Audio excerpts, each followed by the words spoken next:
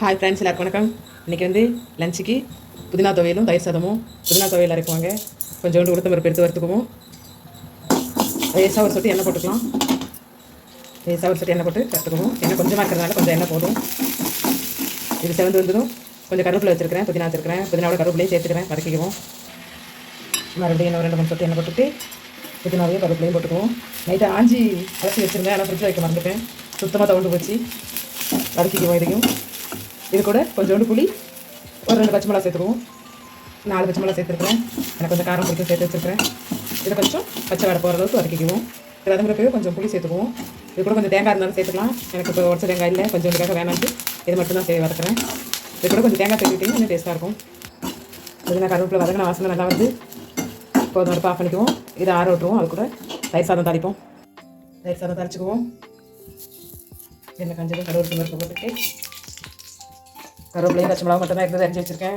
தயிர் சாதம் கிராண்டாகவும் செய்யலாம், சிம்பிளாகவும் செய்யலாம். இன்றைக்கி நான் சிம்பிளாக தான் செய்ய போகிறேன். கேரட்டு, மாதுளம்பழம் எல்லாம் போட்டு கூட வைக்கிறாங்க. திராட்சைலாம் போடலாம், அழகாக இருக்கும். டேஸ்ட்டும் சூப்பராக இருக்கும். எனக்கு இன்றைக்கி டைம் இல்லை. கேரட்டுக்கு அரிஞ்சு கூட போடலாம், டைம் இல்லை. வதக்கியாச்சு எடுத்து தயிரில் கொட்டிடுவோம். புதினாவுக்கு வறுத்துனது ஆறிடுச்சு. எனக்கு பெரிய ஜார் தான் இருக்கனால கொஞ்சம் துவையலாக வராது, கொஞ்சம் சட்னி ஆகிட போகுதுன்னு நினைக்கிறேன்.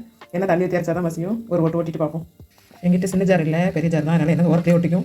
கொஞ்சம் தண்ணியாக இருந்தால் பரவாயில்ல, தண்ணி ஊற்றி அரைக்கிறேன். அப்போ தான் கொஞ்சம் மசிஞ்சு வரும். இன்னொரு வாட்டி நல்லா மசி அரைச்சிக்குவோம். சாதத்தை நல்லா கடைஞ்சி விட்டுக்குவோம். நல்லா கடைஞ்சி விட்டு கிளறினீங்கன்னா சூப்பராக இருக்கும், டேஸ்ட்டாக இருக்கும். நான் நல்லா கடைஞ்சி விட்டுக்கிறேன். நல்லா கடைஞ்சி விட்டாச்சு. தேவையான அளவுக்கு உப்பு போட்டுட்டு தயிரை சேர்த்து கொஞ்சம் தண்ணி சேர்த்துக்குவோம். அது மாதிரி பாலும் சேர்த்துக்கலாம். பால் பாக்கெட்டும் வாங்கிட்டு வரல நானே, அதனால் வெறும் தயிர் மட்டும் சேர்த்து தண்ணி ஊற்றி நல்லா கடைஞ்சி கிளறி விட்டுக்குவோம்.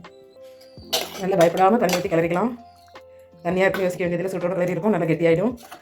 மதியானம் சாப்பிட்றவங்களுக்கு கண்டிப்பாக பால் ஊற்றி கிளறி கொடுத்து அனுப்புங்க, சூப்பராக இருக்கும். உடனே சாப்பிட்றதுனால தயிர் மட்டும் ஊற்றிட்டா நல்லா தான் இருக்கும்னு ஊற்றிருக்கிறேன். இந்தளவுக்கு தண்ணியாக இருக்கணும், சாப்பிட்றப்ப நல்லா திக்காக வந்துடும். புதினா துவையல் தயிர் சாதம் நீங்களும் வாங்க சாப்பிட்லாம். எங்கள் சேனல் உங்களுக்கு பிடிச்சிருந்தா லைக் பண்ணுங்கள், ஷேர் பண்ணுங்கள், கமெண்ட் பண்ணுங்கள், சப்ஸ்கிரைப் பண்ணுங்கள். பை.